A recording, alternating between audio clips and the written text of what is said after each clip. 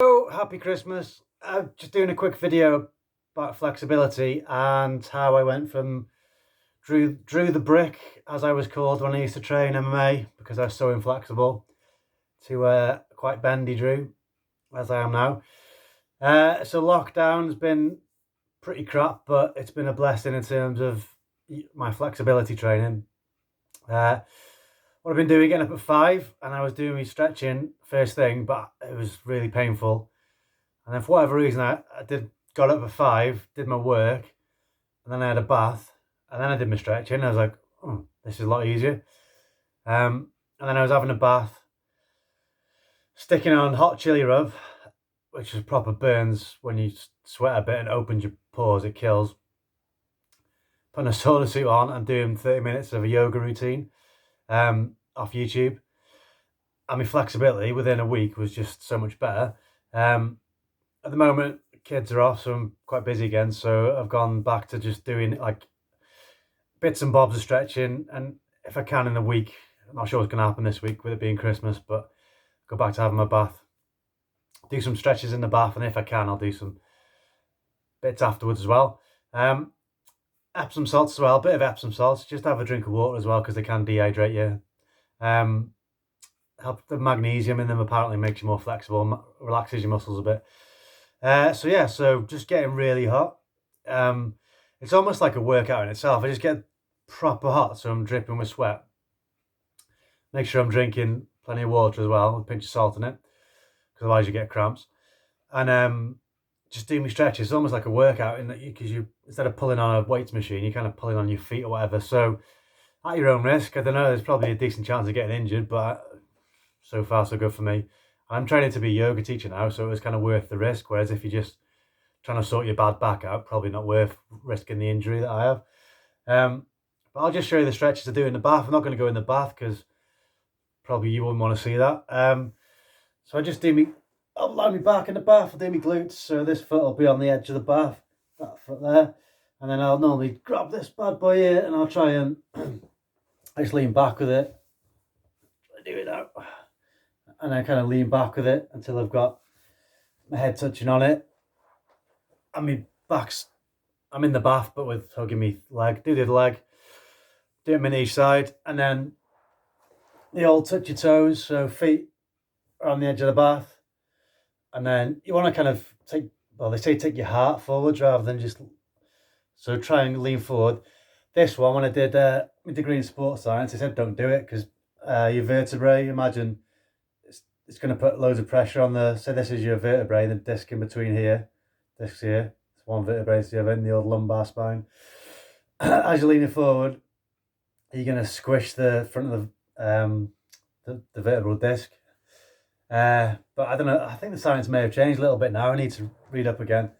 I've seen a few things saying that it's fine as long as you do it slow and controlled. So yeah, I'll do that one as well. And then, so try and go forward, heart forward. And then I'll usually go as far as I can, hold it, and then I'll stick my left ear down. I feel it gives a good stretch on my neck, and then here, and then my right one. And then I have loads of problem here with the tibialis anterior. So I normally squat down like this, holding the old taps, and then to do my back as well. Bring this bad boy in. Mind, if you got any shoulder problems, don't do this one. And then obviously the other side. My right shoulder is proper, still relatively stiff.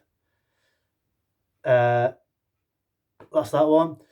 And then finally, I normally do one where I stand up in the bath and just go like this, one side and then the other side. But again, at your own risk, probably a bad idea. If you slip, you could knock yourself out. But yeah, I've gone loads more flexible. I was having curcumin. I still get sore around my hips. So I figure it's an inflammation issue rather than a flexibility issue.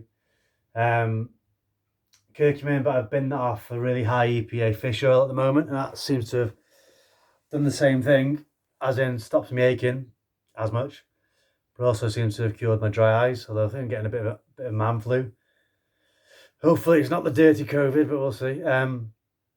So I'm a bit bunged up today. But yeah, if you got any other hacks, please let me know because I want to get me all stretching and yoga to the next level, which I've accepted that'll probably mean doing more yoga.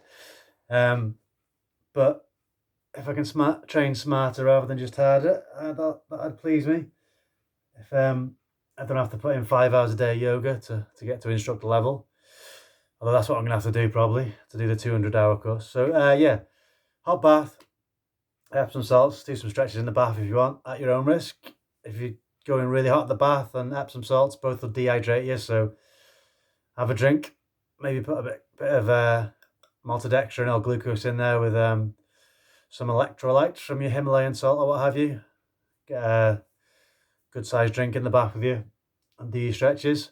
And it's just easier, and you are a lot less likely to get injured. Um, it's kind of like hot yoga, I suppose, isn't it? But in the bath. Uh, yeah, the other thing in terms of getting more flexible, there's a stretch I struggle with. I'll just smash that for like a week or every day for 4 or 5 days until that particular stretch. Like I know that my left hip flexors tighter than me. Well, one of the tightest muscles I've got, so I'm just hammering that every day at the moment, just focusing on my kind of weakest point. The other thing you can do is if you're working from home, you can do like micro stretching, they call it, where you just hold a stretch lightly, but for minutes to hours. So like I might lie on my front and type, so that's going to give me a mild stretch to my hip flexors and my shoulders, and then I might even sit. So laptop's in front of me and I'm doing a hip stretch here. That does get a bit painful though. Or you could do it like this and get a little table, and then hold the stretches. Just as the opposite of just sitting there all day in the same pose. Give you tight hip flexors, tight neck, just switch it around. Yeah, hope that helps. Namaste. Have a good Christmas.